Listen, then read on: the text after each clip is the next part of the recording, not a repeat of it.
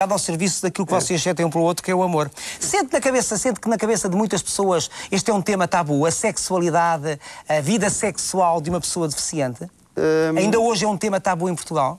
Eu acho que é. Apesar que eu tive sempre a sorte de ter grupo de pessoas que gostam muito de falar sobre sexo. E o tema da sexualidade muitas vezes vem à baila até mesmo na brincadeira. E isso também foi uma forma de eu conseguir exportar para as pessoas que de facto sou uma pessoa ativa, gosto de falar sobre isso. Falava sobre isso, por exemplo, com os seus pais, em sua casa? Falava-se disso? Os meus pais nem tanto. Os meus pais são pessoas mais conservadoras, não... mas se calhar agora até já falo com uma forma mais natural do que na altura. Os amigos foram percebendo, pelas conversas que o Pedro tinha, que o Pedro tinha uma atividade sexual como eles. Sim, porque os meus amigos também conviviam com a minha namorada. E logo a gente se conhecia, era um grupo em que a gente partilhava as nossas experiências e isso é interessante. O caso da Susana é um caso também ele muito interessante, porque no caso da Susana faltou justamente talvez um pouco essa retaguarda familiar que pode esclarecer tanta coisa num processo doloroso como o dela. Susana nasceu especial.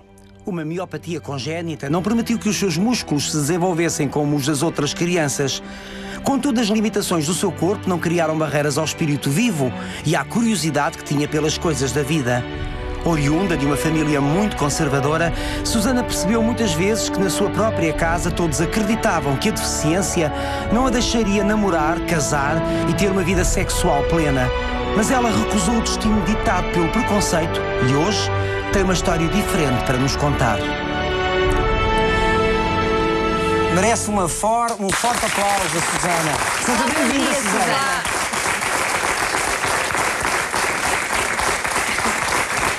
Em jeito de introdução, eu comecei logo por falar do ambiente familiar, julgo que vem do seio de uma família muito conservadora, onde estas questões não se falavam. Portanto, a Susana cresce com um problema que lhe vai atrofiando os músculos e o que é certo é que cresce também e desenvolve-se enquanto jovem e mais tarde mulher na ignorância total. De coisas que são ligadas ao seu corpo de mulher. Exato. Nomeadamente, julgo saber que a primeira menstruação foi um choque para si. Sim, porque... Pronto, era normal eu ver a minha mãe e a minha irmã, né, e perguntar o que era. E a minha mãe respondia-me, não te interessa saber. Porque a sua mãe assumiu que a sua vida ia ser completamente diferente da sua irmã e da dela? Sim. Que não ia passar pelas mesmas experiências? Exato, sim. Mas a própria Susana tinha noção disso ou achava que se calhar realmente aquilo não interessava? Não, eu sempre pensei que ia arranjar alguém... Porque os namoros também eram afastados para a sua mãe. Claro. Mas, Susana, voltemos à primeira menstruação. Sim. Perante a primeira menstruação, e uma vez que a sua mãe nada lhe diz, isso não te interessa, mas isso tinha que lhe interessar. Claro. Porque todos os meses essa realidade fazia parte da sua vida de mulher, não é? Ou de jovem, já a entrar numa outra fase de vida. Quem é que a elucidou? Meu pai. A sério? Curioso. A sério. E eu tinha 10 anos quando veio a primeira menstruação. 10 anos? Muito pequenina. Mas foi a Susana que perguntou ou foi ele que sentiu essa necessidade? Não, foi o meu pai, que assim... Pronto, quando eu cheguei a casa, ele já sabia e ele, na maneira dele, explicou-me o que era. Porque a minha mãe, quando eu perguntei, a reação dela, ai filha, já és mulher. E depois? E eu fiquei assim, ok, então o que é que eu era antes?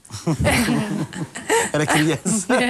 Portanto, né, fiquei assim. E ele acabou por não me explicar e quem me elucidou foi o meu pai.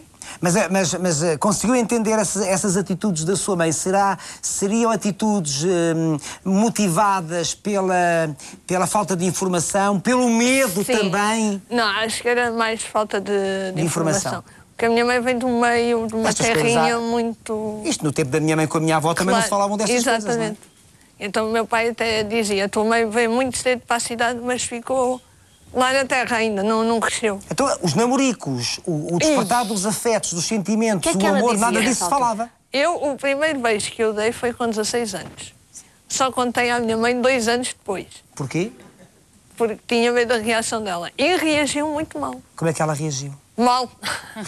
Não me bateu porque já tinha passado muito tempo. Porquê é que acha que ela reagia assim? Talvez até para a proteger, não? Sim, muito. Até demais. Pois super proteção. Porque nós falávamos aqui naquela ideia do será que alguém algum dia vai gostar de mim? Se calhar a sua mãe pensava que nunca ninguém se ia apaixonar por si. Sim. sim. Não é? Dadas as suas limitações Exatamente, físicas. sim. Mas deu esse beijinho a quem? A um rapaz, tinha 14 anos. E como é que foi tocando a sua vida? Como é que foi gerindo a sua vida enquanto adolescente? Já lá iremos à sexualidade. Sim. Mas no que toca, por exemplo, às suas pequenas vitórias, aos estudos, às saídas, às passeatas com os colegas, como é que foi gerindo tudo isto? Isso nunca, não. Nunca teve problemas? Não, era nunca- só escola, Escola-casa. casa. Sim, raramente saía de casa. Mas teria gostado de conviver mais? Claro, claro. E quem é que a impedia? Eram os familiares? Sim. Minha mãe também não era muito de sair, e então, como a gente vivia no segundo andar, Pois. e então era sempre E um na problema. escola, lidou com o preconceito dos colegas ou não? Sempre foi muito apoiada, muito acarinhada? Muito. Eles iam passear, levavam-me. Claro. Iam para a praia, lá ia eu. E quando, Consigo ao colo? Quase, sim. Quase. quando é que a Susana se começa a perceber ou a sentir que está naquela fase da descoberta? A fase, se calhar, de experimentar? Se calhar já passava dos 20. Dos 20. E aí surgem os medos, ou não? Mais ou menos. Era mais a curiosidade de saber como era tocar, sentir. Porque um beijinho é um beijinho, não é? E pronto. Não é bem assim. Há beijinhos e beijinhos. Claro. Há beijinhos também fazem aqui Claro. fervilhar qualquer coisa. Também tem tido desses, não é? Sim, Claro. sim, claro. Pronto, mas a nível sexual e a própria experiência sexual era uma incógnita para si. Era.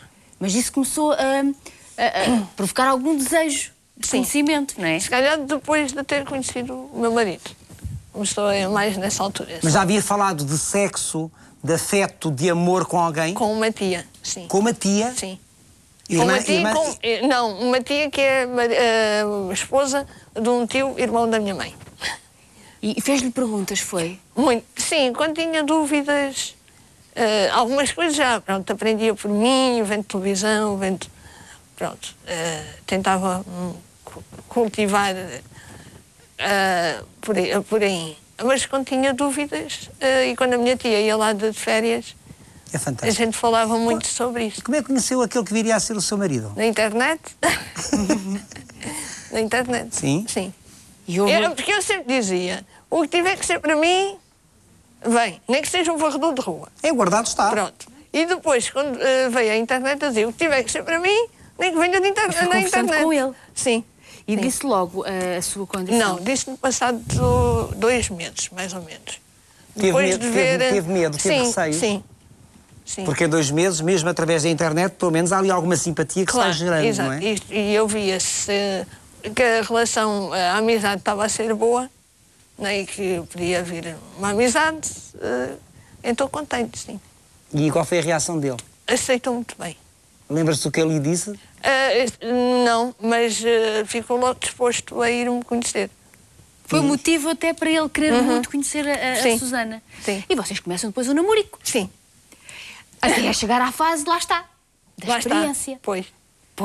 Pois. Mas já tinham conversado, ou seja, foram conversando sobre isso, de como é que será, de Ao como é que telefone. não será. Ao telefone falávamos. Porquê ao Eu telefone? fazia muitas perguntas malandrecas. Ele ou a Susana? Eu fazia a ele.